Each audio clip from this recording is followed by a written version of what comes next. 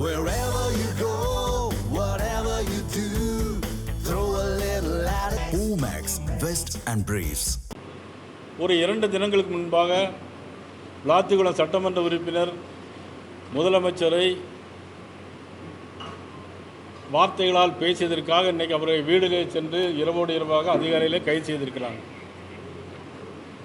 ஆனால் இந்தியாவை நாட்டை ஆளக்கூடிய பாரத நரேந்திர மோடியை தவறான முறையில் சித்தரித்திருக்கிறார். எங்களுடைய கோயம்புத்தூர் மாவட்ட தலைவர் திரு ரமேஷ்குமார் அவர்கள் கோயம்புத்தூர் கமிஷனர் அலுவலகத்தில் இது குறித்து மனு கொடுத்திருக்கிறார். அதுக்கு என்ன நடவடிக்கை எடுக்க போகிறார் என்பது தான் எங்களுடைய கேள்வி.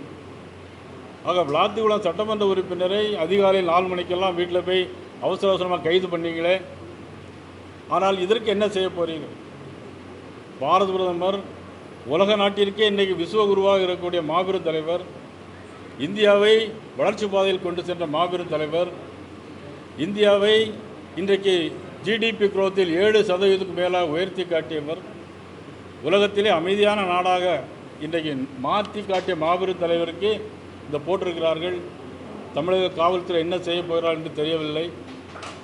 தமிழக காவல்துறைக்கு இன்னொரு கேள்வி.